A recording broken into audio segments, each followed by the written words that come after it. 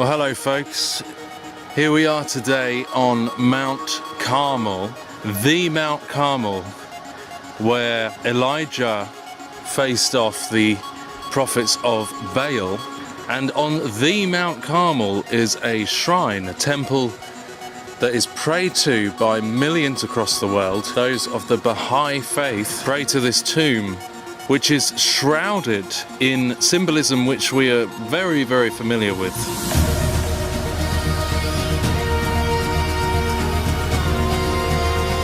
This religion has many similarities to the New World Order, Alice Bailey, Theosophical Society doctrine.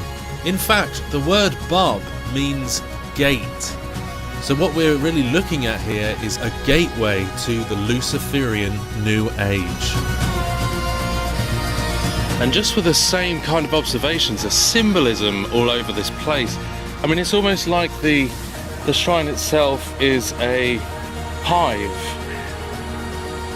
You know, the hive on the dome with the pyramid and the star gate in the center of the pyramid, you know, and glaringly obvious pentagrams around the base there.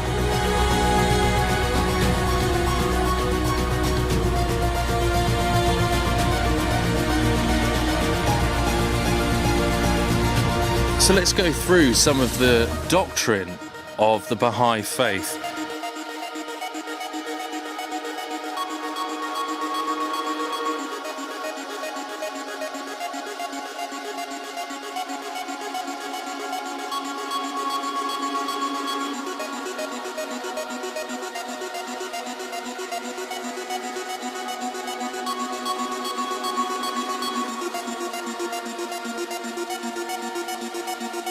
A gate behind which the demons wait.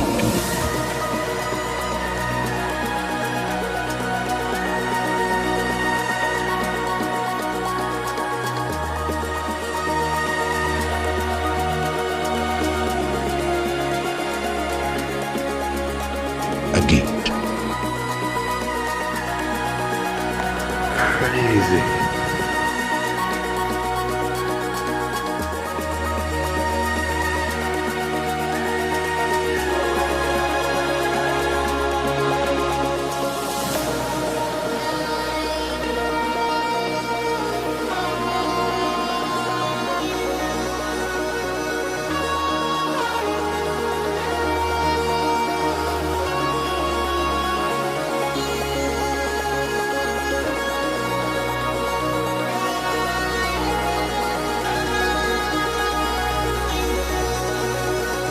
They have opened the gate.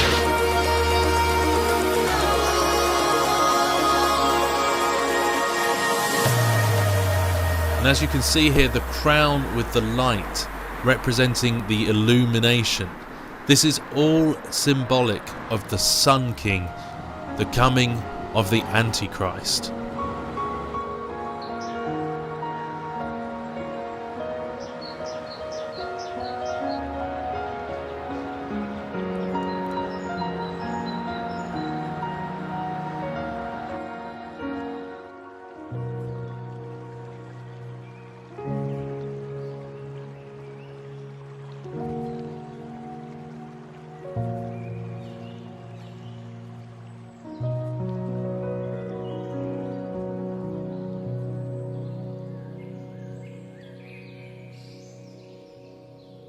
A lot of the symbolism looks quite Roman in essence.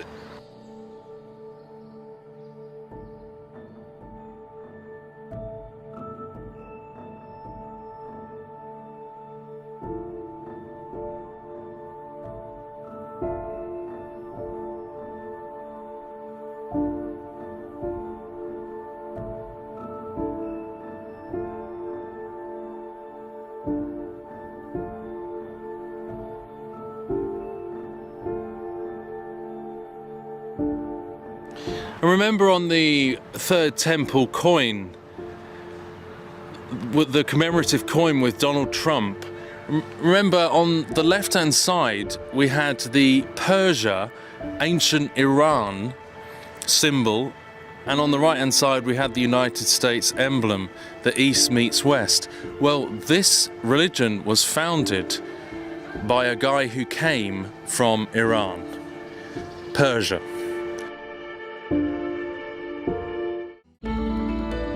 The Baha'i Faith takes its name from our founder, Baha'u'llah, who was born in 1817 in Persia, which today is known as Iran. Hi, my name is Josh and I'm a Baha'i. We believe Baha'u'llah is a manifestation of God. His name means the glory of God. But he's not the only divine educator. We also view Krishna, Moses, Buddha, Jesus Christ and Muhammad as manifestations of God. As Baha'is, we believe that all religions share the one God. Our temples are all 9-sided. 9 is a special number in our faith because it's associated with unity. We welcome people of all beliefs into our houses of worship. Unlike other faiths, we don't have clergy or sermons, but we do have administrative bodies at local and national levels who look after Baha'i affairs. At the international level is the Universal House of Justice. To worship, we pray and draw insights from the Baha'i holy writings, which have been revealed by Baha'u'llah. We consider men and women to be equal in the sight of God. Children aren't born into the faith. You're encouraged to find your own religious truth rather than adopting your parents' beliefs. You can affirm your faith from the age of 15. We are united by our belief in the oneness of humanity. Many Baha'is are involved in community projects because we believe that work done in the spirit of service is the highest form of worship.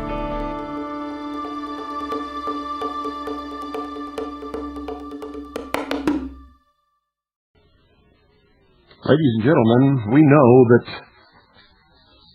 great change is in the works. You can see it all around us. We have studied, we have researched, we have uncovered and exposed probably the greatest conspiracy in the history of the world, or at least it began as a conspiracy. Nothing is hidden anymore, but by the strict legal definition, it can be called a conspiracy. Through the use of common sense and study, however, everything is out in the open. Nothing is hidden. The people who are bringing about this change in the world are so arrogant, so convinced that we, the ordinary man and woman, are so stupid, so ignorant, and so concerned with our day-to-day life and earning a living and sucking up some suds after work down at the local tavern, or just in front of your television rotting your brain, that they don't bother to hide anything anymore. They are absolutely convinced that it has gone so far that nothing can stop it. And the more time that passes, you can see their arrogance increase, their contempt. They want to create a system of regions under a world totalitarian socialist government. They want to, quote, enslave the masses, end quote, or at least bind them so that they will never again represent a threat to the ruling class. We know from their own writings and speeches and documents that they want to cull the population of the world and bring it down to a much more manageable level. We also know that religion has been a big thorn in their side since the beginning, and they want to do away with all existing religions save theirs. But what is theirs? What is this religion of theirs that we're going to be forced to join or suffer dire consequences if we choose not to? And everyone will be given a choice.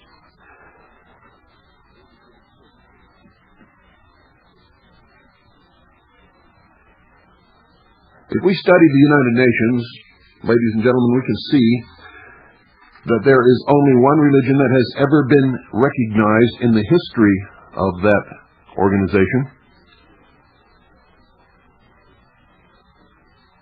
And that religion is the Baha'i faith.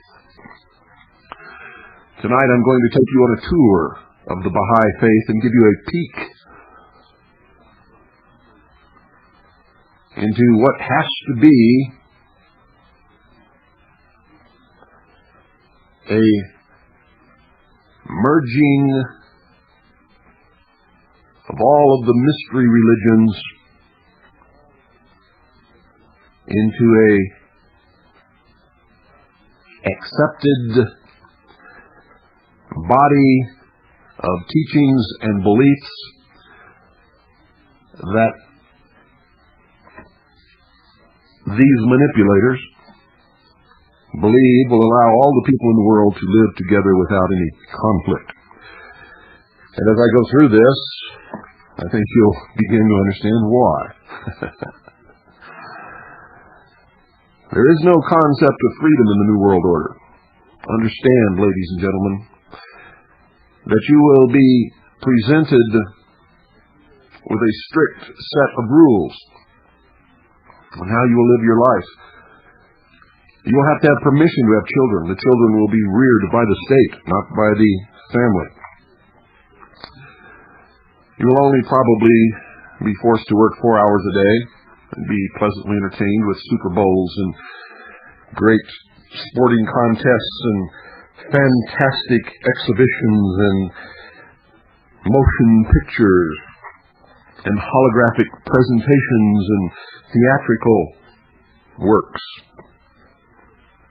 great art exhibitions, designer drugs, parties.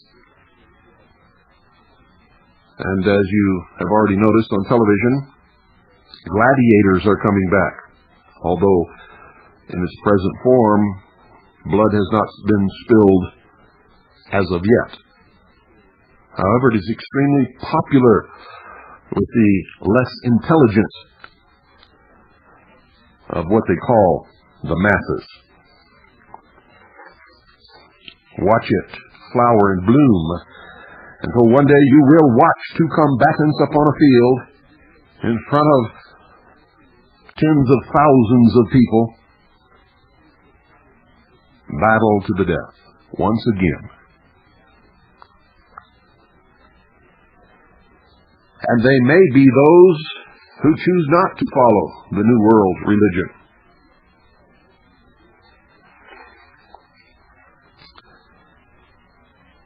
A person who really wants to know what's coming in the New World Order will be an avid student of the old Roman Empire. You will be amazed at the similarities and even the exact duplicity of the politics, the lies, the manipulation of the people and of the Republic, and the same ruses that were used in Julius Caesar's day to destroy the Republic and create a dictatorship ruled by an emperor who ultimately became God, are being played out on the world stage today. The exact scenario. You will even see the exact symbols in use. The next time you're watching C-SPAN, look on each side of the podium where the speaker sits. You will see the fascia. And you see the eagle. And if you look upon the lodges of the Scottish Rite temples, you will see the double-headed eagle. It's all there. It's all the same religion, the same politics, the same lies, the same manipulations, the same controls, the same power struggles, the same greed, the same desire, the same frantic temptations to rule the world by the same people descended from the exact same families.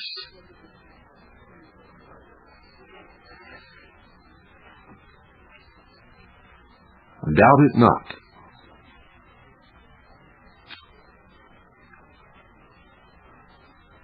Dr. E. Stanley Jones wrote, "There is a snag in the statement of the Theosophists and the Baha'is that all religions are basically one and the same and are equally good.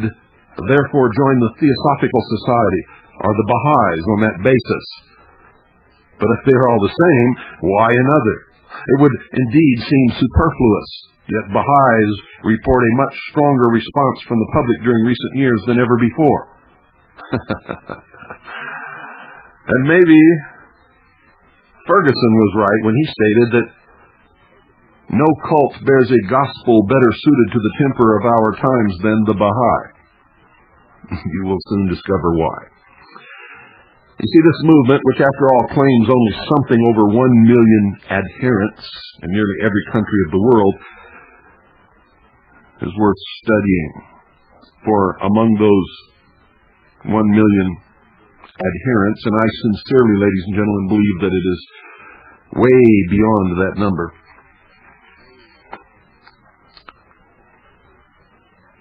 are the great families that control the financial systems, economies, banks, the families that rule the nations of the world.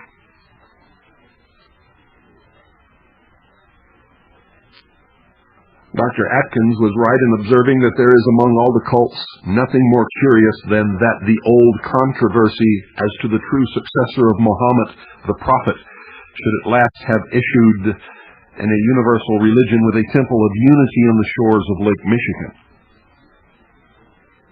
You see, Baha'ism is of Persian Mohammedan origin. It traces its beginning to the Mohammedan belief that the last true successor of Muhammad, who disappeared in the 10th century, never died, but is still living in a mysterious city surrounded by a band of faithful disciples, and that at the end of time he will issue forth and fill the earth with justice after it has been filled with iniquity. And this hidden successor, ladies and gentlemen, is said to have revealed himself from time to time through those to whom he has made known his will, and who are known as Babs, or gates. The gate, that is, whereby communication was reopened between the hidden one and his faithful followers. The last one of these Babs was a young Persian merchant named Mirza Ali Muhammad, who took the title of Bab in 1844. And who had much the same relation to Baha'u'llah as John the Baptist had to Christ. You see, the Bab's career was short-lived. He died a martyr's death at the hand of Persian Mohammedans at the age of 30 years in the year 1850. He had constantly pointed to a divine prophet who was shortly to succeed him. The same old promise of a Messiah that has existed for millennia.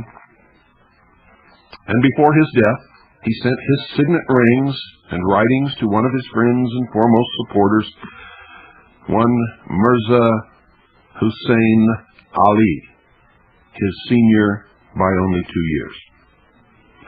The two had never met and were certainly not related. Ali at first continued the teachings of the Bab, but soon afterwards announced himself as the divine manifestation predicted by him. An opportunist, you might say. He is known as Baha'u'llah, that is translated, glory to God. The followers of this organization then changed their name from Babs to Baha'is, and proceeded to ascribe to Baha'u'llah divine honor and worship. Like the Bab, Baha'u'llah and his disciples suffered much from persecution and exile, which of course only proved once more that the blood of the martyrs is the seed of the church. Baha'u'llah passed away in May of 1892 at the age of 75, after 40 years of hardship, imprisonment, and exile in his villa of Beje near Akka in Palestine, also known as the Holy Land. He was succeeded by his son, Abbas Effendi, born in Tehran, Persia, on May 23rd in 1844. Coincidentally, on the very day upon which the Bab made his declaration to the disciples in Shiraz. Abbas, who had shared his father's hardships as well as his greater ease in his declining years, is known among the Baha'is as Abdul Baha, in effect, translated, the servant of God. He became the authoritative interpreter of the teachings of the Master, Baha'u'llah.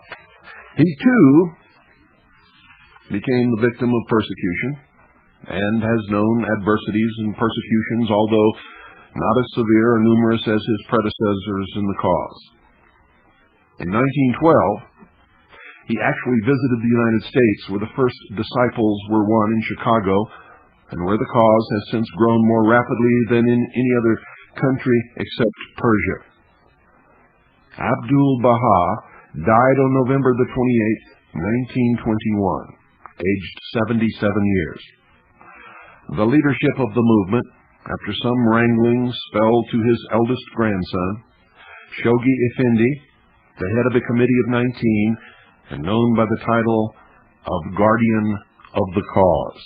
As Chandler accepted all the religions of the world, found them fundamentally and essentially alike, and reveres equally as divine all 9 of the prophets. So it may appeal equally to Hindus, Muslims, Christians, and Jews. It admits the divinity of the prophet of Messiah of each. It does not even claim any greater divinity for its own particular prophet, Baha'u'llah. It merely claims that the great beauty of blessed perfection, coming later, has brought the latest message from the divine source to the peoples of the world, and that the message doesn't differ fundamentally or in essence from the message of his predecessor, but is, you might say, brought up to date in dealing with certain specific matters that did not concern the people whom Christ or Muhammad addressed. In the words of another Baha'i writer, Jesus could not speak of international problems as people did not know of the existence of Japan. A new revelation for our modern day must therefore complete that brought by Jesus. When Jesus warned to watch and pray for the coming of the Lord, he meant receive Baha'u'llah.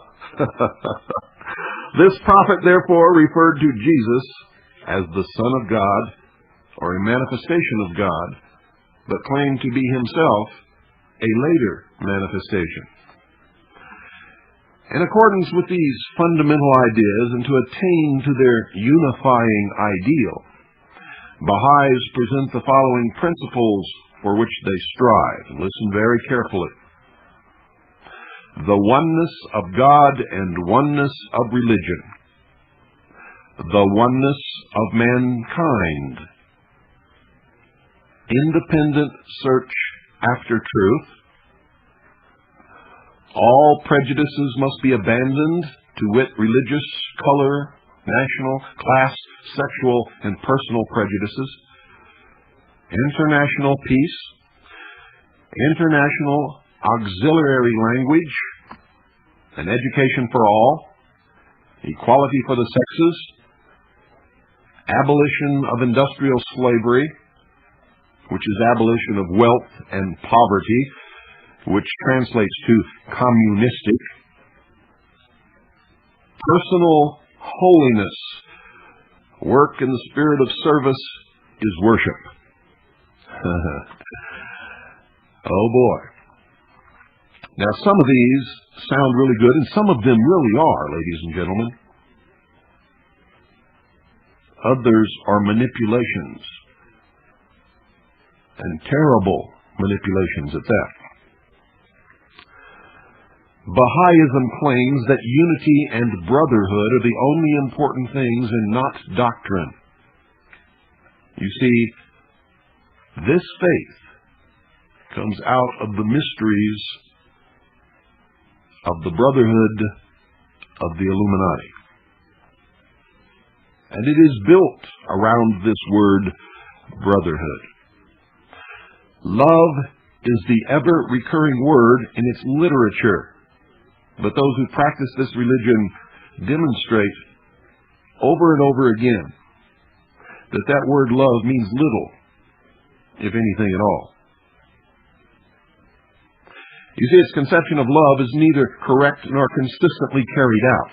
In the first place, Baha'ism itself proves that love without certain definite teachings is untenable. When in New York in 1912, Abdu'l-Baha was approached by two Baha'is who, arguing a point of Baha'i teachings, asked him to decide who was right. The answer of Abdu'l-Baha was, neither is right. To be a Baha'i, there must never be any discord. All must agree. Unity is the aim. And yet this same system now insists that nothing whatever should be given to the public by any individual among the friends unless fully considered and approved by the spiritual assembly in his locality. The implication of this, of course, is that it is not safe to let individuals air their views on Baha'i teaching, except after official approval of their views. The Star of the West is the official organ of the movement in America. And in the next place, in case a member of the Baha'is leaves the movement because of changed views, he, or generally she, for this is a ladies' cult, like Christian Science, has good reason to hide as far as possible out of reach of the leaders of this loving cult.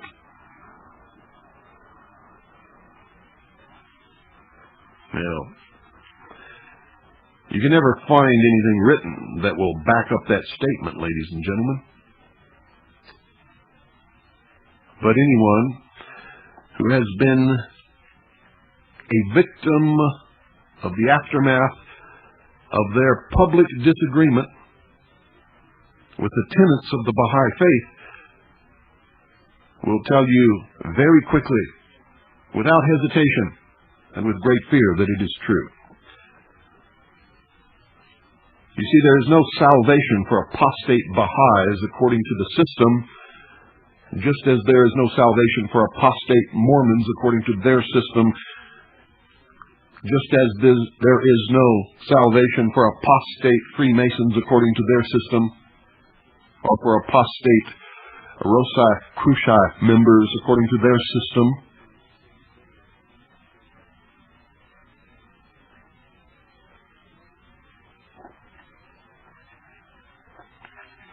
You would think that the frightfully outlandish names in use among Baha'is tend to make the movement unpopular. But the Baha'is, however, do not shrink from pointing to their great temple as Mashrigul Adkar.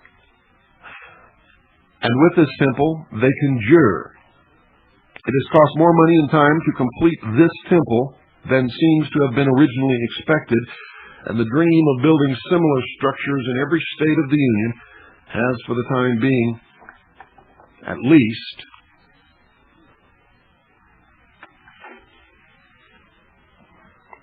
not materialized. Oh, they have built structures and temples here and there, but not in every state of the Union. The temple at Wilmette near Chicago embodies in visible form many of the ideals of this organization and is its chief means of propaganda.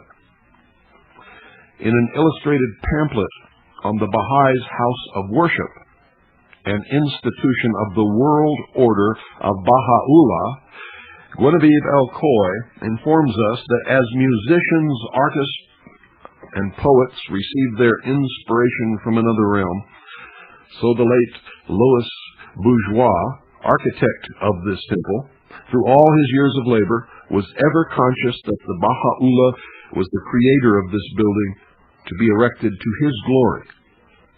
And when the man-made creeds are stripped away from all the religions, we find nothing left but harmony.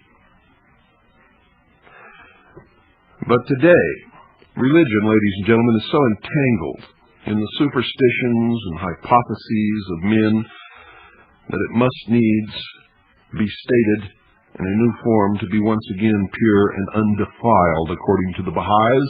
And according to the Baha'is, that is exactly what they, and no one else, are doing. And likewise, in architecture, those fundamental structural lines which originated in the faith of all religions are the same, but so covered over are they with the decorations picturing creed upon creed and superstition upon superstition, that the Baha'is need lay them aside and create a new form or ornamentation. So into this new design, the design of the temple is woven in symbolic form, the great Baha'i teaching of unity. Which symbology? Why, the symbology that I've been teaching you for the last 4.5 years, the symbology of the ancient mystery religion of Babylon.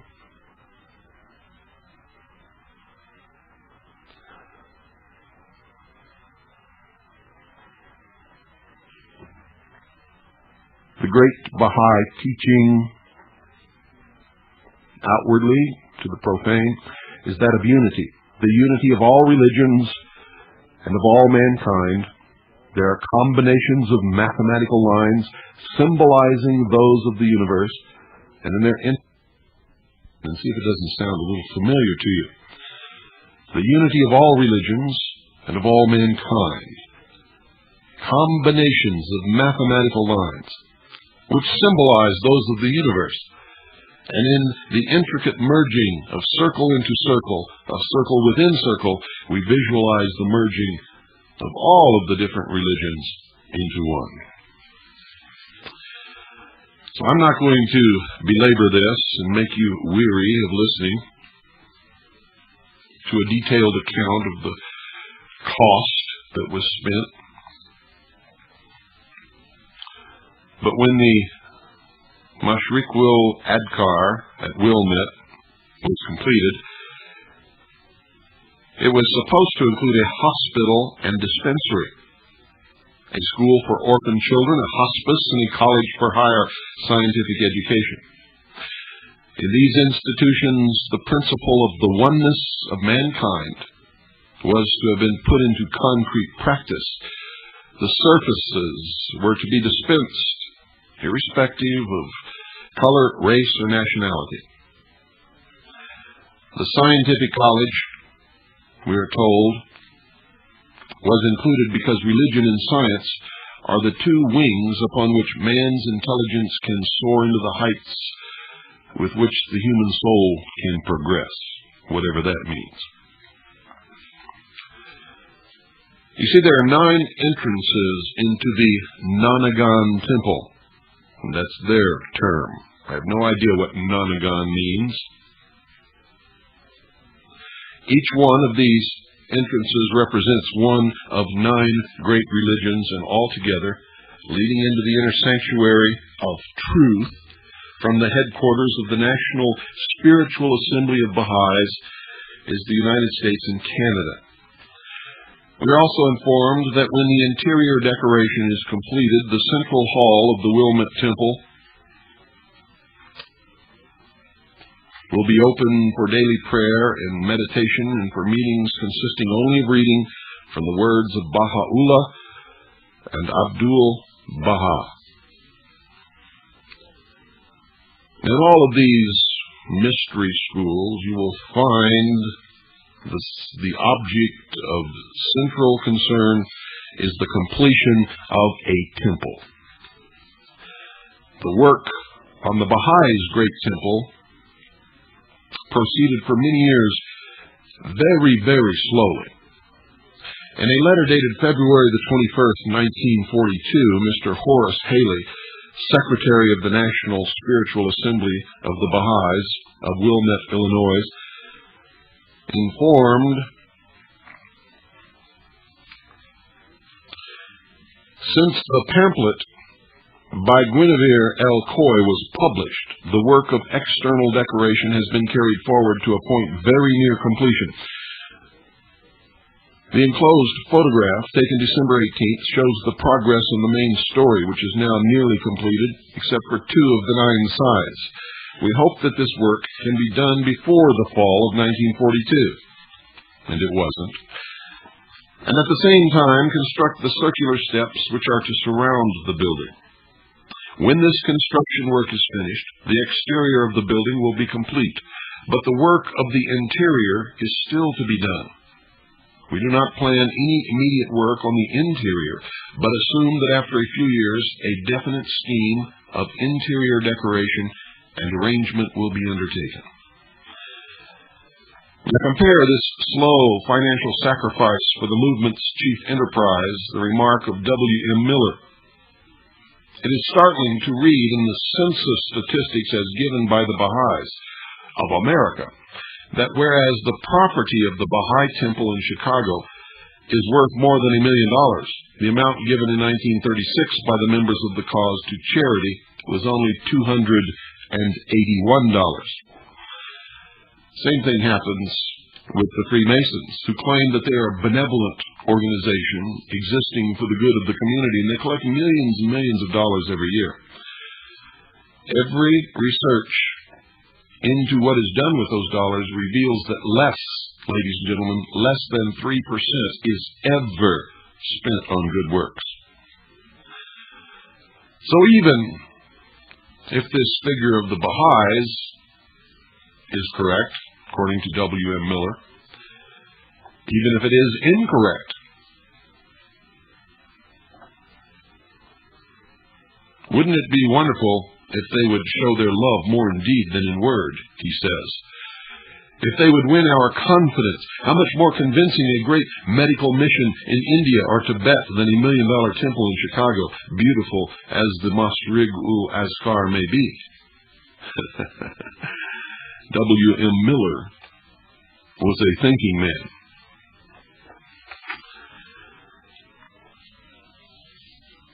The Baha'i Centenary, 1844 to 1944, published in 1944 by the Baha'i Publishing Company, Wilmette, Illinois, states that the superstructure was finished in 1931, and the exterior ornamentation was completed between 1932 and 1943. From the same source, we learn that 4 Baha'i schools have been established in the United States, some of which, judging from the photographs, are quite elaborate. Of the temple, this source states, records of daily visitors kept since July 1st, 1932, show that the total number who went through the building with Baha'i guides up to October 1st, 1943, was 164,360. To deal with that throng of inquirers, a body of temple guides has been rendering service, its members prepared by a special course of instructions based upon long experience with the types of questions asked and the information desired, and it seems that the Mormons have learned something from this because they have instituted the exact same system.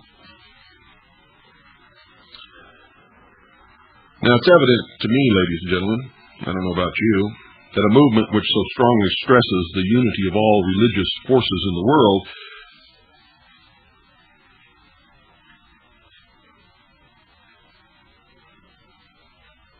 should be somewhat vague and general. For if they state anything exactly, then they are no longer unifying, are they? So there are not many points of Christian doctrine upon which this organization teaches, it rather ignores them one and all. Perhaps that's exactly where we should start in your basic education as to the tenets of Baha'ism. By now it should be clear that Baha'ism has some very fine points, which I read to you, which from the Christian standpoint make it all the more dangerous as a religion. The last 3 words that I gave you were stressed for a purpose. Who would not praise it in the Baha'is when they advocate world peace? Who would not praise any organization or any person when they advocate world peace?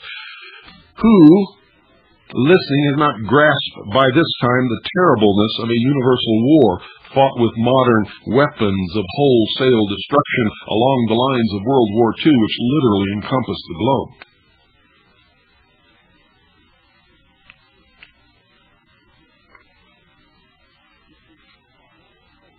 Which would be fought not in our interest, ladies and gentlemen, but in the interest of international investments of large capital.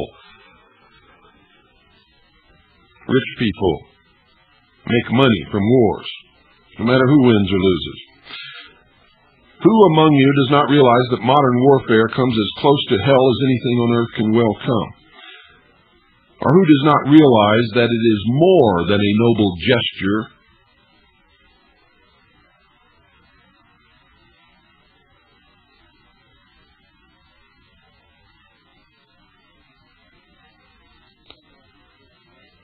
for someone who has been a lifelong member of the Ku Klux Klan to lay a sick black child in the bed next to his own in the same ward and then tend to both with equal tenderness? Do you think that it could ever happen? Do you think that it ever would? Because that's what they're talking about here.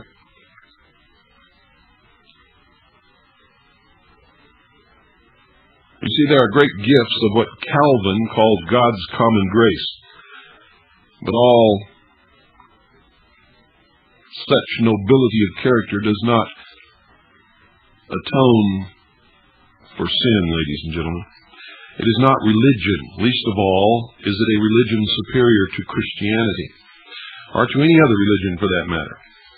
It is a religion which vacillates and accepts basically the tenets, the main tenets of all, in order to be accepted by all, and their dream is that all will merge as one in Baha'i.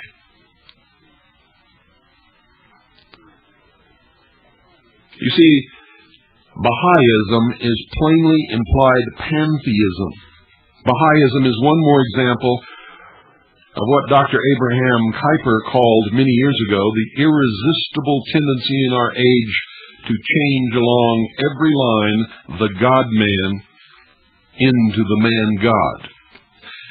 As pantheism, Baha'ism stands condemned from the standpoint of Christianity, not man's reaching up to ever higher manifestations of the divine, but the transcendent God descending to man in divine revelation is the way out of human ills.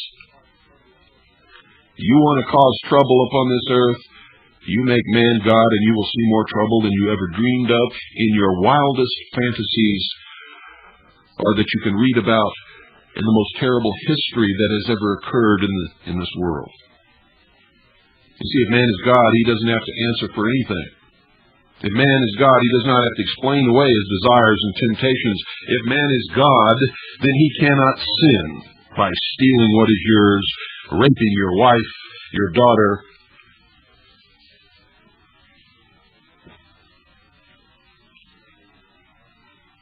or murdering as many as he wishes.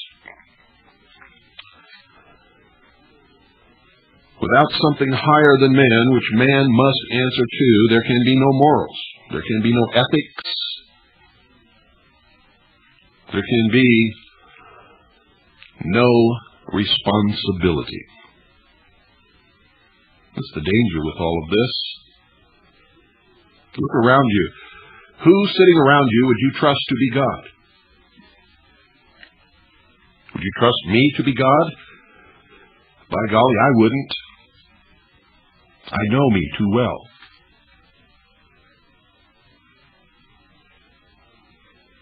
My teaching has always been not to place anyone upon a pedestal, not to follow blindly, not to trust anyone that you send to a public office,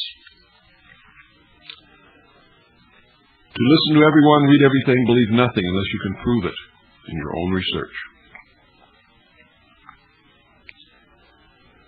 You see, Baha'ism has much in common with Theosophy. It grew literally out of the mystery religions, which is Theosophy. And both emphasize the idea that one more divine spokesman must add to Jesus' words. But whereas Theosophists are looking for this man to appear since Krishnamurti stepped down from the throne that was Christ's, in their words, Baha'is assert that this man has appeared already in Baha'u'llah.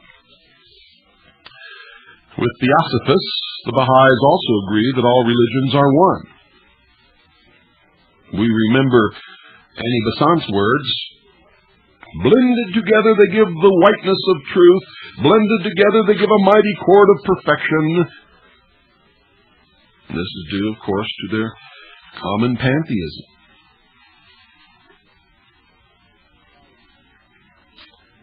Baha'ism, ladies and gentlemen, has much in common with Spiritism and Freemasonry, for literally at the highest levels they are the same. At the highest levels they are the same with the Mormon Church and many others. And I am only stating fact here, not condemning any of it. Of Spiritism, Sir Arthur Conan Doyle wrote, "To me it is religion, the very essence of it." He called it the great unifying force, the one probable thing connected with every religion, Christian or non-Christian, forming the common solid basis upon which each raises, if it must needs raise, that separate system which appeals to the varied types of mind. Well, that sounds exactly like Baha'ism, doesn't it? It does to me. The discussion of Freemasonry that we've had over the last 4.5 years on this broadcast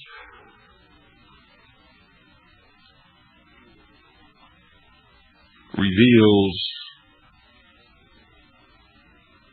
that this is the same old teaching, sort of twisted just a little bit to make it a little more likable and without an awful lot of the symbolism and the esoteric language, which tends to scare people away. They're frightened by the unknown.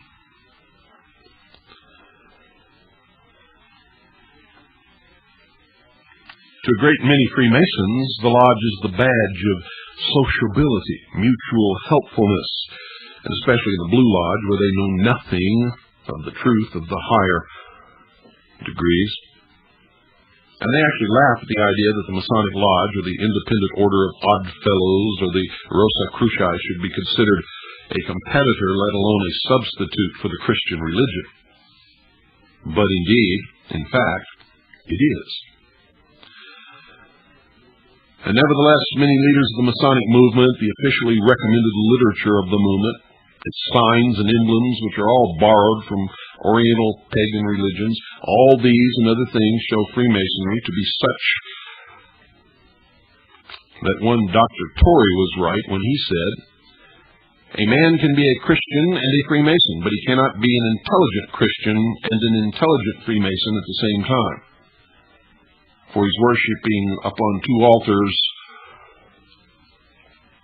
these altars to two different gods, and he knows it not."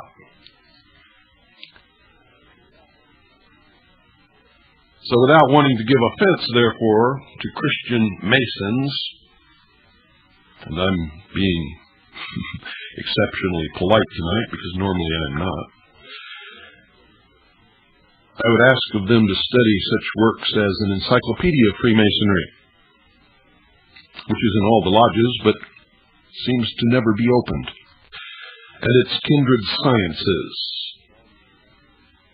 The specific volume that I'm talking about, or set of volumes, was published in 1914. A Lexicon of Freemasonry, Masonic Ritualist, all by Albert G. Mackey, M.D., 33rd degree of the Scottish Rite. Freemasonry and the Ancient Gods by J.S.M. Ward, published in 1926. The New Oddfellows Manual by Reverend A.B. Grosh, published in 1882. And I would ask Freemasons to consider why there is a co-Masonic order in the Theosophical Society. I would ask why the assertion that all religions are one should be tolerated in Freemasonry but condemned in Theosophy and Baha'ism.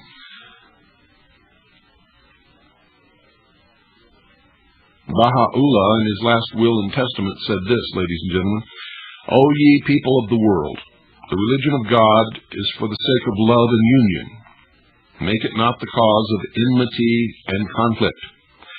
The hope is cherished that the people of Baha shall ever turn to the blessed word. Lo, all are of God." Now, what's wrong with that? Absolutely nothing, ladies and gentlemen. It is something that any one of us, if we could put the words together, would say. The Supreme Council of the 33rd degree of the Scottish Rite of Freemasonry Southern Jurisdiction said this of the United States in 1874, quote, "Freemasonry is a worship, but one in which all civilized men can unite, for it does not undertake to explain or dogmatically to settle those great mysteries that are above the feeble comprehension of our human intellect," end quote. You see, you thought I was joking when I said that they're the same. Exactly the same. Teaching exactly the same. Bringing about the same end result.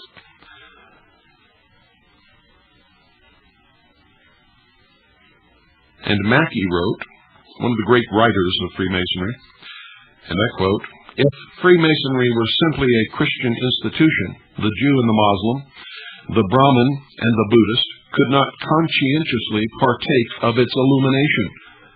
But its universality is its boast. In its language, citizens of every nation may converse. At its altar, men of all religions may kneel.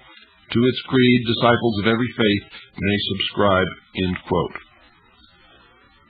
So all you Masons out there who have been claiming that you are really a Christian brotherhood, you are lying to yourself, you are lying to your friends, to your families, and you're lying to me.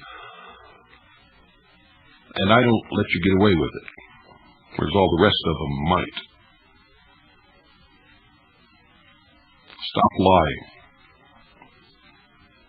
Stop deceiving. Stop manipulating. If everybody would stop doing those things and start telling the truth, we could very quickly sort out where we're at in this world and where we're going and where we really want to be, and then we might actually be able to get there. Anyone who has to lie to make anyone else follow them is teaching a lie and following a lie and building a lie.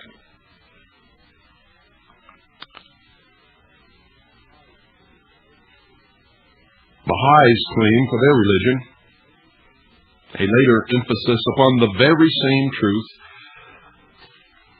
they say, taught also among others by Christianity. We maintain, they say, that it is, at least in its manifestation in Christian hands or lands, a sad imitation of the Christian religion. But it's not even close to an imitation of the Christian religion at all. And anyone who could confuse it for such doesn't know anything about Christianity. And you could not possibly confuse it for the Buddhist religion.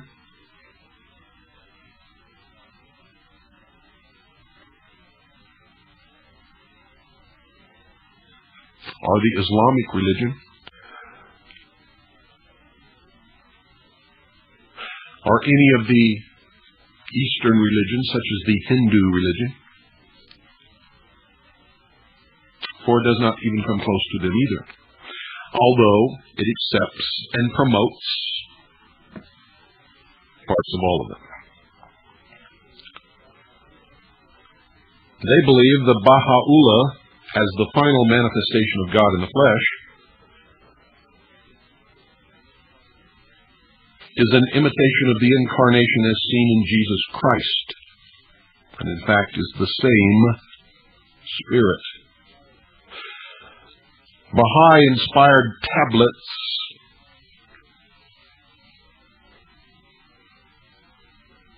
that we consider fake are their spiritual baptism, Holy Land, Beatitudes, Unity Feast for the Lord's Supper, their imitation Pentecost. A surpassing peace is said to fill the souls of those who repeat 95 times daily the words Allah, Abha. These would be Christian touches apparently calculated to catch Christians, and it does not increase anyone's respect for Baha'ism, but it does actually occasionally catch somebody. That's a fact.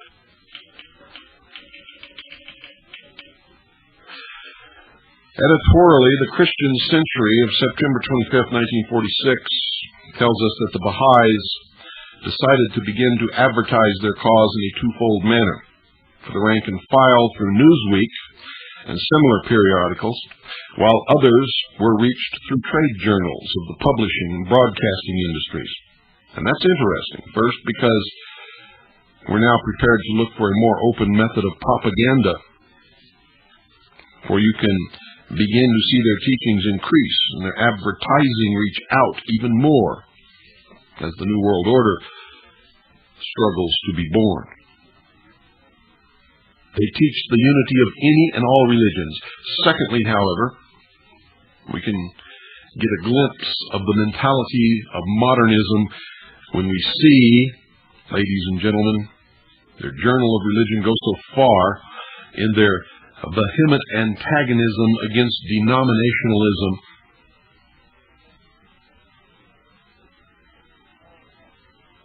and state that the plan is all right. The Baha'is have something to sell. It is interesting and may be helpfully suggestive to other religious bodies to see how this worthy group, which had its origins among the Mohammedans of Persia about a century ago, makes use of the most modern techniques for making friends and influencing people. We'll continue this on Monday night. If you don't think it's worthwhile, turn off your radio and go to bed. I think it's worthwhile because it is, after all, the only approved religion of the United Nations. And that makes it extremely important. Good night, ladies and gentlemen, and God bless you all. You're listening to The Hour of the Time. I'm Pooh. And I'm William Cooper. I pledge allegiance to the flag of the United States of America and to the republic for which it stands, one nation, under God, indivisible, with liberty and justice for all. Well, ladies and gentlemen, I'm going to continue tonight where I left off on Friday night with the religion of Baha'i. The Baha'i faith, they call it, or Baha'ism. It is the only approved religion of the United Nations. It is the only religion recognized, for that matter, by the United Nations. And if you want to know where we're going with this New World religion, you had better understand that what the United Nations recognizes is most probably going to have an awful lot to do with whatever world religion emerges from the birth of the world totalitarian socialist state. Bahaism and the Bible. What is the difference between what Christians teach and Mormons teach and the Baha'is teach and the Protestants teach and Catholics teach, or the Hindus or the Buddhists? You'll find that there's quite a bit. Bahaism teaches the following, ladies and gentlemen, so listen very closely. The only God. They teach that their God is the only God.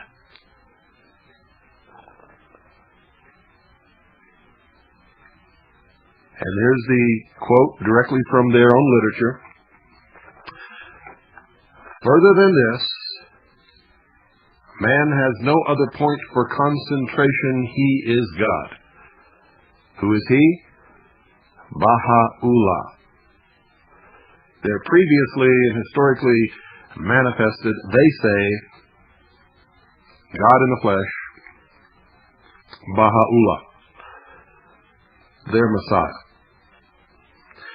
According to sin, or having to do with sin, this is what they say. Listen carefully.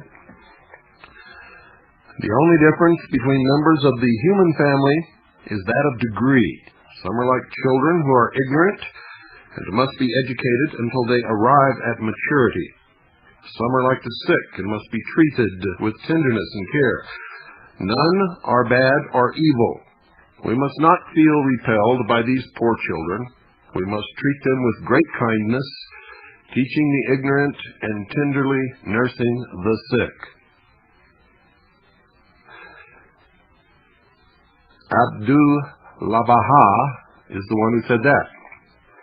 And here's another thing that he said. It's right out of their own literature. These are the tenets by which they practice their religion. Evil is imperfection. Sin is the state of man in the world of the baser nature. For in nature exist defects such as injustice, tyranny, hatred, hostility, strife. These are characteristics of the lower plane of nature. These are the sins of the world, the fruits of the tree from which Adam did eat. Through education, we must free ourselves from these imperfections. And I can tell you, ladies and gentlemen, right now, that what he said here is not true. For you will not find these things in nature unless man is present. If you don't believe me, look around. These things exist with the presence of man only. Injustice. You don't see injustice in nature. You don't see tyranny in nature. You don't see hatred in nature. You don't see hostility or strife in nature. You see the natural behavior for each animal according to its own nature. What they do for survival. They do to eat. They do to protect their territory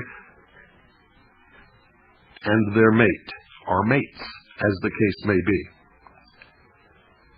Nature, without the presence of man, has a perfect and wonderful balance to it.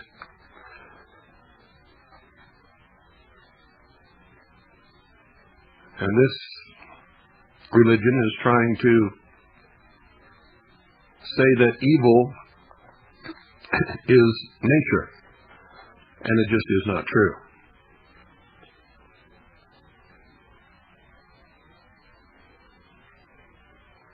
What about Bahaism and Jesus? Here's what they say, ladies and gentlemen. I'm going to give you two different quotes from their literature, and these are the main ones. And the first is by Abdul-Baha, and he said, Christ was the prophet of the Christians, Moses of the Jews. Why should not the followers of each prophet recognize and honor the other prophets also? If men could only learn the lesson of mutual tolerance, understanding, and brotherly love, the unity of the world would soon be an established fact. What's wrong with that statement? Absolutely nothing. I tend to believe that also, but only the last part. If men could only learn the lesson of mutual tolerance, understanding, and brotherly love, the unity of the world would soon be an established fact. I believe that. I don't know any intelligent person who would not believe that statement. Whether or not that statement can ever become reality, now that's another story, which is not the nature of man. Man has his own nature, just like the animals. The first part of his statement I totally disagree with. Christ was the prophet of the Christians, Moses of the Jews. Why should not the followers of each prophet recognize and honor the other prophets also? Because he's not just talking about Christ and Moses.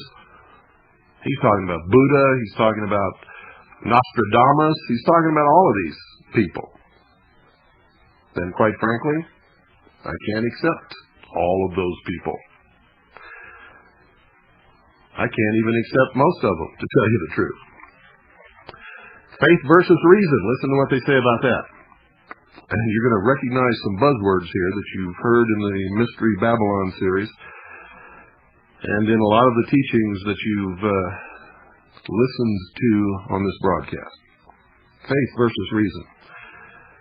Quote, there are two kinds of light. There is the visible light of the sun, spelled S-U-N, by whose aid we can discern the beauties of the world around us.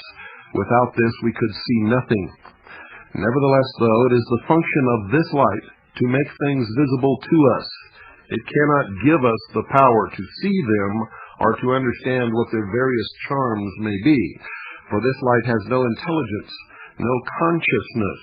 It is the light of the intellect which gives us knowledge and understanding. And without this light, the physical eyes would be useless. This light of the intellect is the highest light that exists, for it is born of the light divine. The light of the intellect enables us to understand and realize all that exists, but it is only the divine light that can give us sight for the invisible things, and which enables us to see truths that will only be visible to the world thousands of years hence. We must not accept traditional dogmas that are contrary to reason, nor pretend to believe doctrines which we cannot understand. To do so is superstition and not true religion.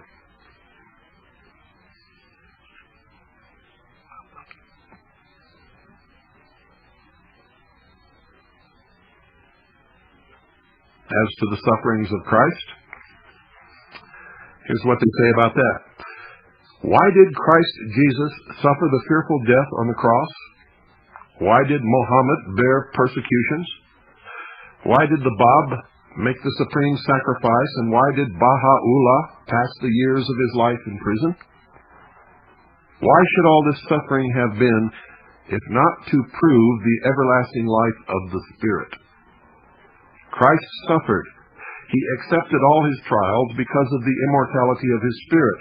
If a man reflects, he will understand the spiritual significance of the law of progress, how all moves from the inferior to the superior degree. Abdullah Baha said that.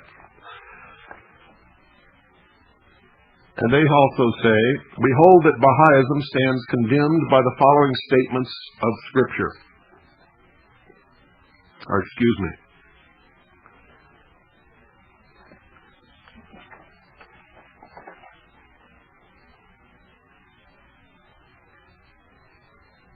Matthew chapter 24, verses 24 through 26. For there shall arise false Christs and false prophets, and shall show great signs and wonders, so as to lead astray, if possible, even the elect. If therefore they shall say unto you, Behold, he is in the wilderness, go not forth. Behold, he is in the inner chambers, believe it not. And in Colossians chapter 1, verse 19, For it was the good pleasure of the Father that in him should all the fullness dwell, and through him to reconcile all things unto himself, having made peace through the blood of his cross. Through him I say whether things up on the earth or things in the heavens. And that's actually a quote from a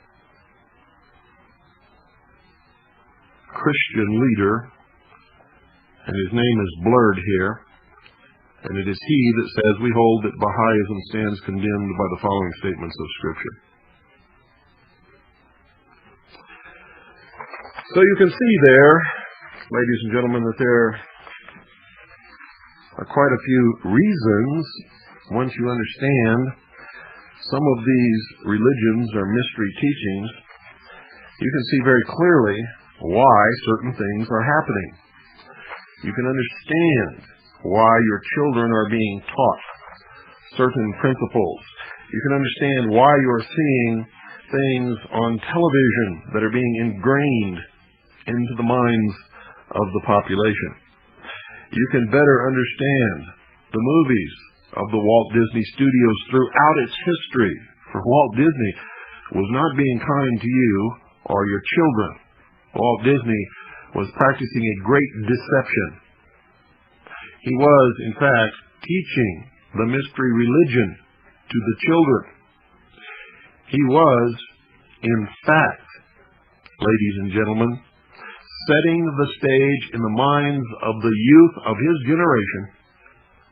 I mean the youth that were born and reared on the Walt Disney movies and stories, for the New World Order. You notice that Friday night I played Disney music, and tonight I'm playing it again. And you're going to find out why I do that. Because now I'm going to talk about theosophy. And the United Nations may recognize Baha'ism as the only recognized religion, but I got to tell you that almost all of the New Age concepts come out of the melding of all of the mystery teachings and the hidden religion of the worship of the sun, going all the way back to ancient Babylon, into what is known as theosophy, which was first taught by Madame Helena Blavatsky. And I've told you this many times before.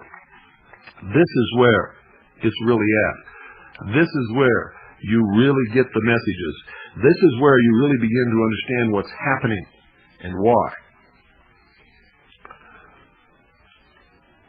Theosophy is also known by its adherents as the divine wisdom. They believe it is the apostate child of Spiritism. And some say that it's mixed with Buddhism. And if you don't know anything about the mystery religions, about the inner core and the highest degrees of Freemasonry, if you don't know anything about the ancient religions of Mithraeus, Aurelius, if you don't know about the ancient Egyptian worship of the sun, if you don't know about any of these things, if you don't know about Diana, if you don't know about Semiramis and Tammuz, if you don't know about Osiris and Isis and Horus, then this is exactly what you're going to think. You're going to think that it's a mixture of Spiritism and some Far Eastern religion, but it's not really. It's a melding of all of the hidden and secret religions that have been practiced in dark chambers and groves at midnight and in tombs and in temples without windows for the whole history of the human race. It is a cosmogony. And I'm going to try to give you the most basic history and structure of worship and belief of this religion known as theosophy, because this is really where it all is at. This is where you're going to find most of the answers that you're looking for if you're looking to find what is coming, what form it's going to take, what it means, and why? You see, theosophy is much more complicated than just spiritism mixed with Buddhism. It is extremely intricate. It is ancient and at the same time modern. It has a world and life view that is very complete. It is fascinating for those who study the occult.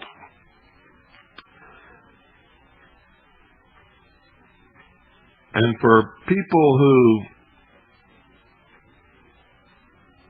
want an easy explanation for everything and want to be a part of follow the crowd into the New World Order type thing, it is the religion.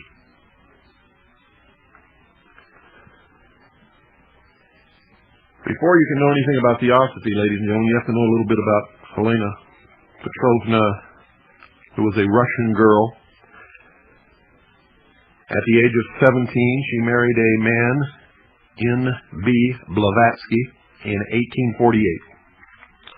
She didn't stay with him very long.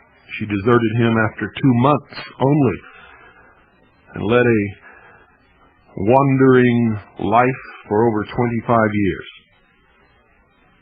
She flitted between Paris, London, Russia, Greece, the United States, Mexico, and India. She became a spiritistic medium early in her life, and for 10 years was under the control of a spirit, she says, who called himself John King. In 1857, ladies and gentlemen, Madame Blavatsky tried to found a spiritistic society at Cairo, Egypt, but failed. She then traveled to New York in 1873, and she sought cooperation with mediums. But just then, so much fraud was exposed that she wearied of the spiritism of the day.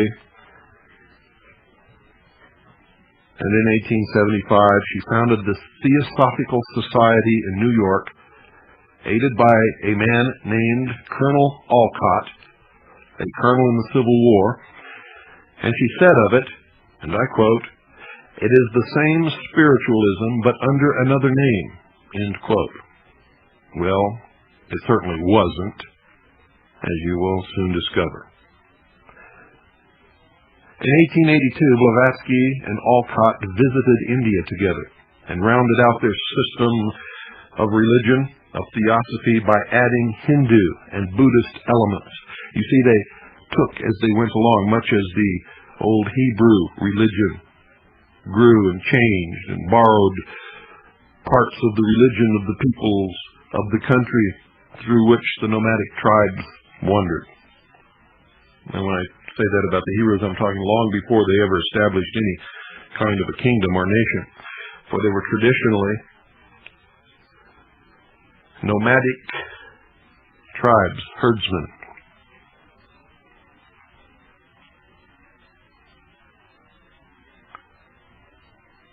Blavatsky ultimately died in 1891, aged 60 years, after a life of fame, infame, controversy, and a mystery. Her greatest successor was a woman, Mrs. Annie Besant, born 1847, died 1933. She was the daughter of an English minister. What better person to move in and take the place of Helena Blavatsky, because she had her own mysticism to add from the Christian religion. And she was later the wife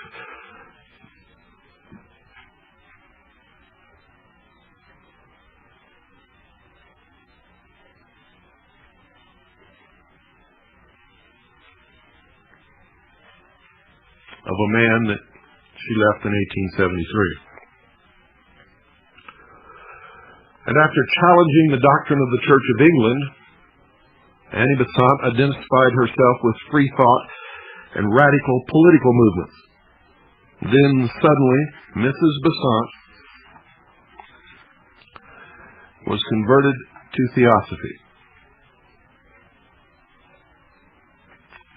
She pretended to become a scholar, and many claim that that was an accurate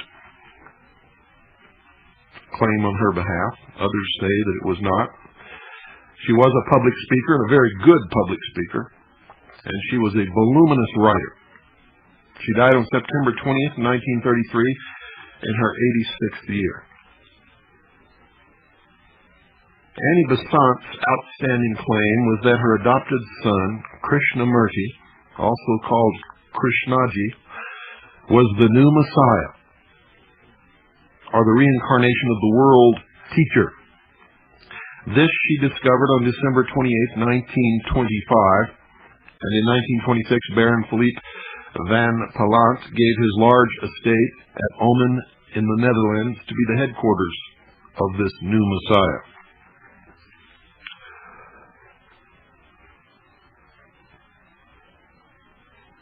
Annual conferences were held, with at first as many as 2,000 attendant disciples, while in 1928 there were 1,750 women and 800 men.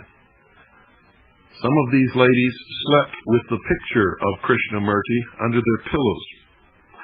At Crotona, California, the American headquarters of Theosophy, Krishnaji announced on November 20th, 1931, that he had become convinced he was not the Messiah and refused to receive further adoration, much to his great credit. This is what he said, quote, "I am not an actor. I refuse to wear the robes of a Messiah, so I am again free of all possessions. I have nothing except my creed," end quote. Since then, he has lived in retirement, though giving lectures occasionally, up until the date of his death. Mrs. Besant died in 1933 and was succeeded by George S. Arundel, who upon his departure was followed by C. Jinarajadasa, and I have never been able to pronounce that name. Spelled Jinarajadasa. Jinarajadasa, who was the president of the society for many years since 1945. He was a prolific writer. Among his works are the Golden Books of the Theosophical Society, published upon the 50th anniversary of the Society at Adyar in 1925. Theosophy is called by L.W. Rogers, ladies and gentlemen, a religion, a philosophy, a science. But accurately speaking, none of these apply, for it is truly an attempt at all of them, and yet something way beyond them. It fails miserably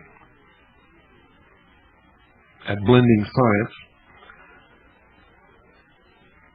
and it can only be described in a brief outline unless you want to spend a whole lot of time and probably years studying the voluminous material which outlines the secret doctrine of the teachings of Theosophy.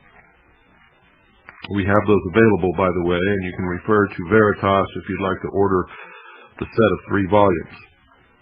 Volume 3 was rare and extremely difficult to obtain until recently, and we have that available.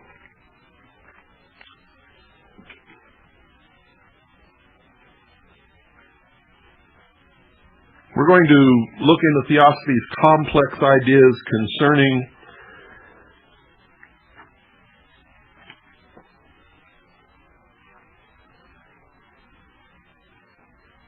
God, simply because the doctrine of God is always determinative for any system of religion. And therefore, that had better be the first thing that we look at. But I don't want to get into that until after this break. So don't go away, folks. I'll be right back. And if you're wondering why I'm speaking so slow Friday night and tonight, I've been having a tickling sensation in my throat. And if I talk fast, pretty soon I begin coughing and then I can't talk at all. That's why you're getting this slow, deliberate treatment. Well, ladies and gentlemen, did you know that Touchstone Pictures is Walt Disney? Do you know what Touchstone means? If you don't, I suggest that you do a little research, because the answer to that question might tend to illuminate you a little bit further into the truth about the Walt Disney Corporation. The Hour of the Time is brought to you by Swiss America Trading. Swiss America Trading specializes in obtaining and making available to you any kind, from the lowest to the highest, from the most plentiful to the scarcest, precious metals in all of their different forms. Real money. When you get into gold and silver coin, it's real money. Coin of the realm. The money of account in the law. Constitutional money. It amazes me, ladies and gentlemen, that people don't understand that what they're carrying in their wallets every day is worthless. Its value depends upon the ability of the Federal Reserve to convince you that it has some kind of worth. And of course it doesn't. And since we're in a debt-based economy, the amount of money in circulation has to continually increase as the population increases, and as more and more people take out loans, create debt. And so a constant and continuing inflation occurs. Everybody thinks they're better off today than they were in 1954, but I can assure you that's not true.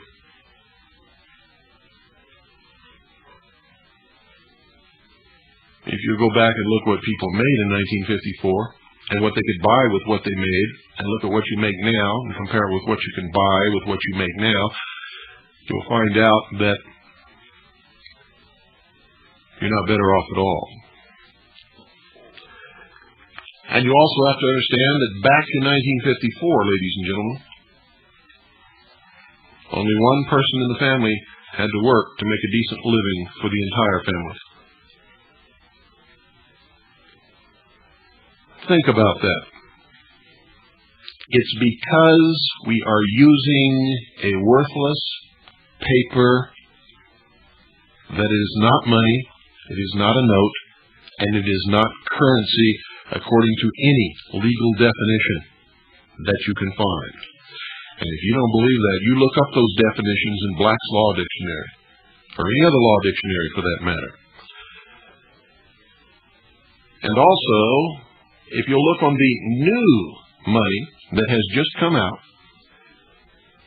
you'll see that Federal Reserve System replaces the old wording. Yet if you call the Federal Reserve, or if you check into the law, you'll find that there is no legal term covering anything called Federal Reserve System. Call Swiss America Trading, get your hands on some real money. It's all going to come tumbling down very soon. It has to. That's one of the planks of the Communist Manifesto, which is running the show, ladies and gentlemen. If you don't believe it, take a copy of the Communist Manifesto, compare America of 20 years ago to America today, and you'll see that almost all of the planks of the Communist Manifesto, as written by Marx and Engels, have been implemented already. 1-800-289-2646. That's 1-800-289-2646. And do it now. You know how you are. Think of a wonderful thought, and you can fly. Well, that seems to be the way the world is going today. Just think of a wonderful thought. If it feels good, do it. Everything is a learning experience. So what if you hurt somebody else? You learn something by it, right? And theosophy, like its prototype, the Eastern religions, into which Blavatsky melded all of this stuff, and which was originally a reaction against the polytheism of India, and I'm speaking of Buddhism, is remarkably silent and evasive in its statements concerning God. And if you have ever studied Buddhism, you'll quickly discover why that is. Because Buddhism was not a religion. Buddha was not teaching a religion. Buddha was the son of a ruler, a wealthy, educated boy. But he saw the misery and the suffering and the poverty of the people of India. And he decided to try to do something about it. What he taught was a way of life, which if followed by the extreme poor and suffering, would enable them to be more comfortable and happier with their lot. It did not teach them to rise above that condition, and it taught them nothing about God. It taught them a way of life. And that's why Buddhism is silent. That's why it's evasive. That's why it doesn't talk about God. It is, if you really want to know the truth, pantheistic since Buddha. He didn't teach that. And now it teaches an impersonal God, and some Buddhists actually revere Buddha himself and his statues so much that many people think that Buddha is their God. And that's not true either. Buddhism teaches God is all and all is God.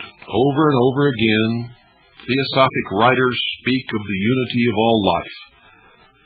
And you hear that in the New Age and in all these New World people. It takes a village. From this principle, considered fundamental, follow many other doctrines.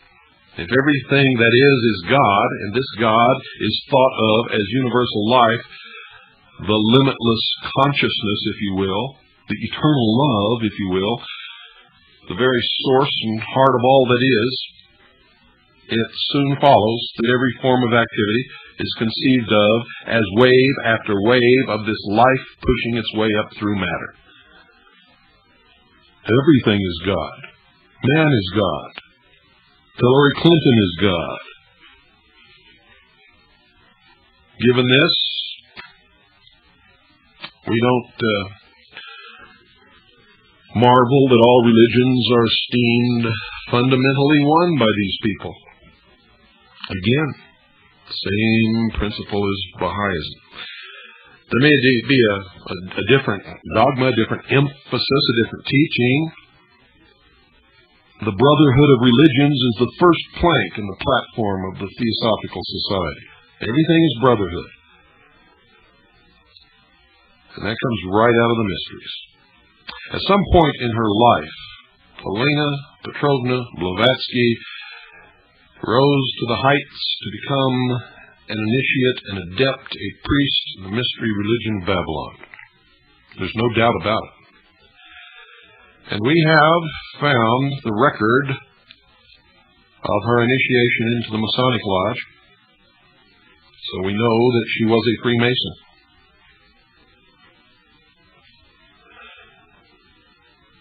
She said every religion has a note of its own, a color of its own.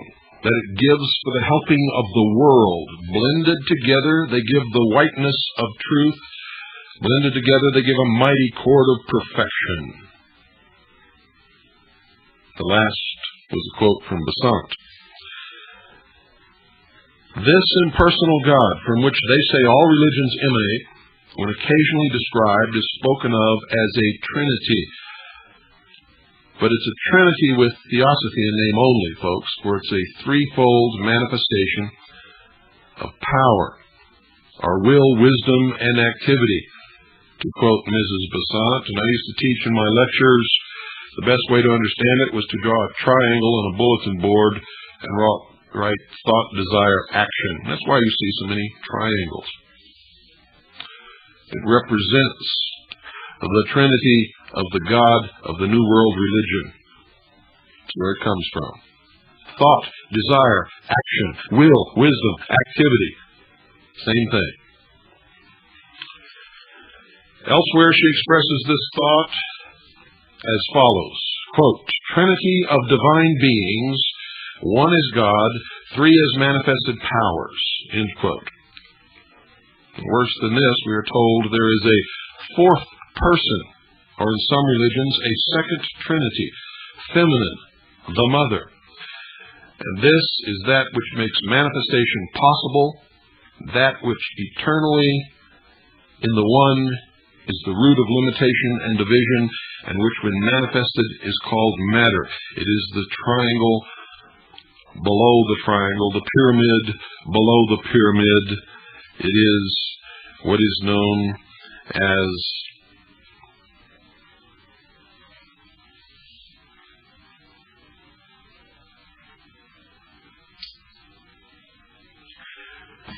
and you're not going to believe this, but the name just slipped my tongue, just slipped right out of my mouth and disappeared faster than I could say it. But I will remember it sometime during this broadcast or the next.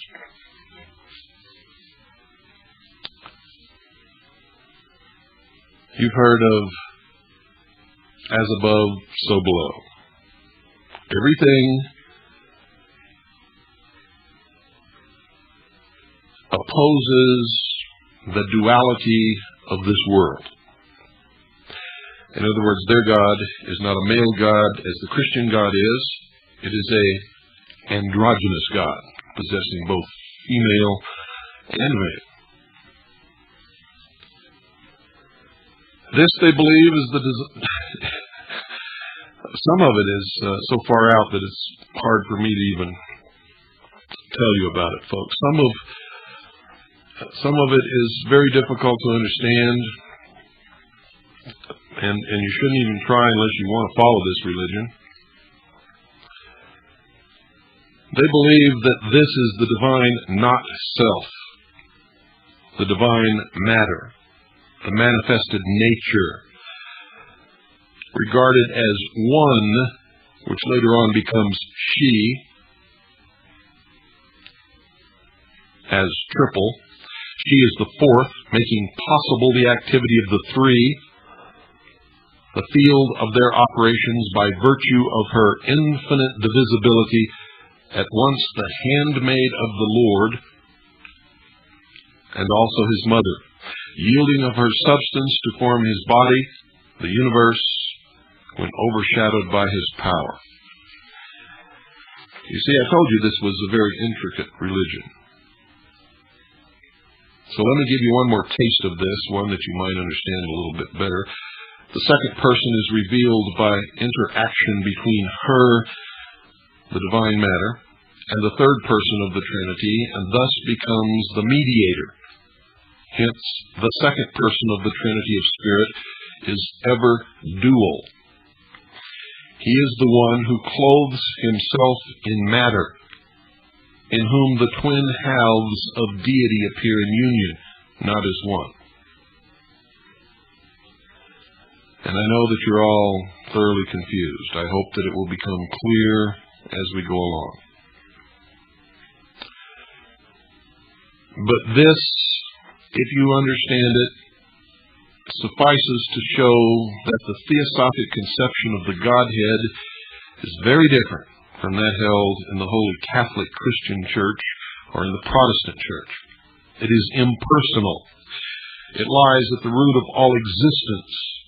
It manifests itself as power, as wisdom, and as activity, as thought, as desire, and action. When, and only when, it's considered as a spiritual entity. It also manifests itself as divine matter, which is the necessary condition for its manifestation. The second person, wisdom, is dual in nature, spiritual as reason, material as love. The cosmogony that I spoke about earlier comes about in this manner. Theosophy, considering matter eternal, believes the cycles of the universe by the millions and reckons them also as such. They believe that we are at present in the fifth subrace of the human root race. And even a subrace goes on for millennia without any visible changes, preparing for a new subrace, which makes its appearance suddenly. They say that in the new age of Aquarius, the New World Order, the fifth root race will disappear and the sixth root race will emerge. The present subrace, called the Teutonic, is a subrace of the Aryan root race. Remember, I told you this is all racial and religious in nature, ladies and gentlemen. And they believe that the Anglo-Aryan race is a superior race, and that all the other races are inferior, being guided in their developmental evolution by this superior race. And if they find races that they believe cannot evolve properly, they destroy that race, get rid of it. They believe that the Aryan root race was preceded by the Atlantean, and this in turn by the Lemurian race. Remember all those terms that you already heard in all of these other things, and in the Baha'i religion also, and in the Rose and Cross?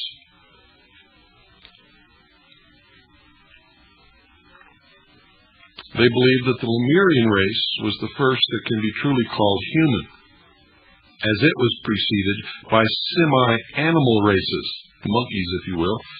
The proper history of man, according to Blavatsky, began no less than 18 million years ago, as a result of her clairvoyant investigation, for she claimed to be a medium who could talk to the spirits and see into the other world. She was in contact, she claims, with divas and mahatmas, terms and titles that she got from her travels through India.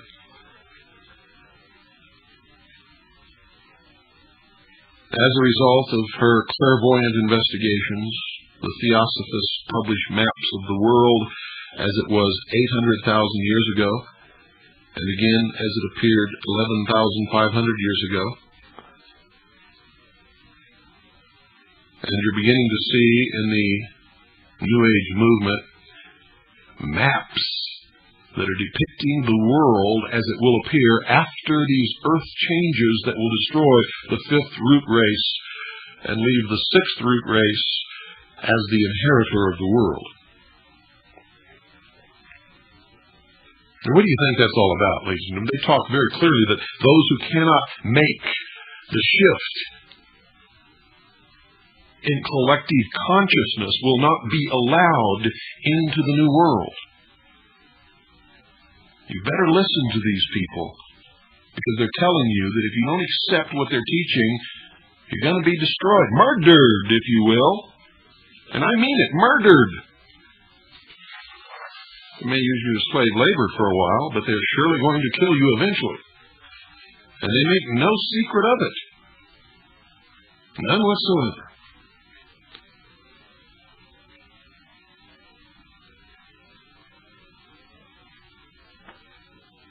They tell us of the Atlantean race living on the Atlantean continent 800,000 years ago. They believe that this continent formed a belt around the earth stretching almost uninterruptedly from Mexico right across the present Atlantic Ocean onto Egypt and Asia, and that the similarity in the pyramids that exist in these countries is proof of this. They believe in an older continent, the Lemurian, once stretched from the Indian Ocean to Australia.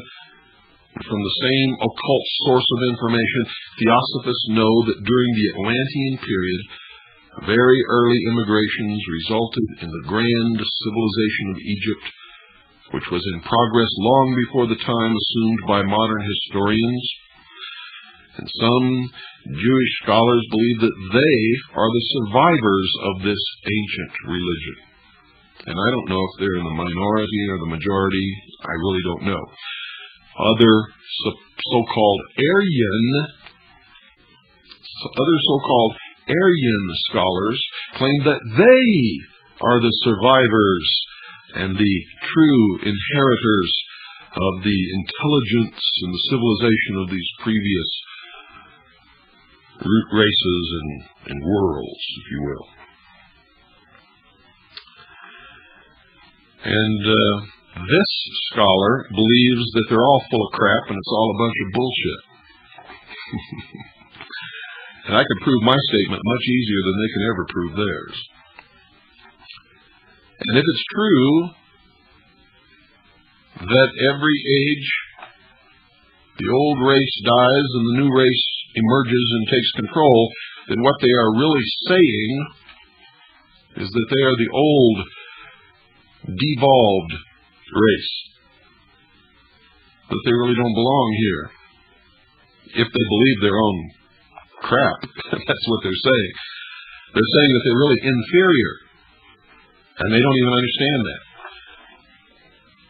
Because they say that those civilizations were wiped out by a superior evolutionary jump in the progression of the human race. If that is true, and they're claiming they're the survivors, and that they're descended from these ancient races and civilizations, then what they're saying is they are inferior. Truly. But they claim to be superior. Now you figure that out, folks, because I'll tell you, no matter how I look at it, none of it makes any sense at all. It doesn't pass even the most basic of common sense tests. If the human race is truly evolving, you certainly don't want to be part of an old race, do you? I mean, if you believe all that stuff. Me, I just believe in the human race, and I don't care one lick about any of it.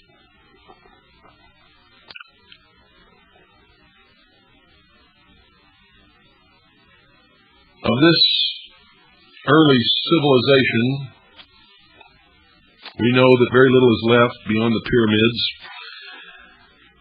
and they attribute this to the great convulsions which they say took place 11,005 years ago.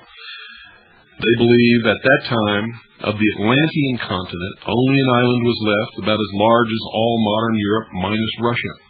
And due to the cataclysm, this island subsided with terrific suddenness. And the sea, which then covered what is now the desert of Sahara, was driven eastward so as to completely deluge Egypt. And in support of this so-called clairvoyant assertion, for they can't prove it in any other way, a Mexican document is proudly pointed to, which has been translated in 1893.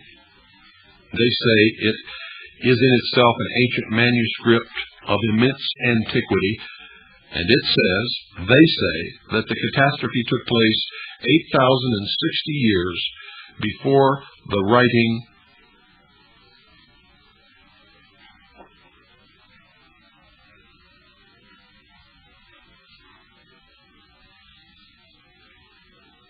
of the Bible.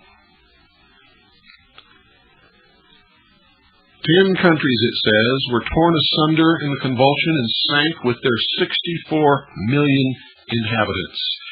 And we'll continue this tomorrow night. And no, ladies and gentlemen, the tickle in my throat, for those of you who are trying to guess, is not cancer or anything terrible. I have a sinus condition. When my sinuses are acting up, I can't breathe through my nose at night. I have to breathe through my mouth. My throat gets incredibly dry. It causes me all kinds of problems, and that's all it is. Good night, again, and God bless you all.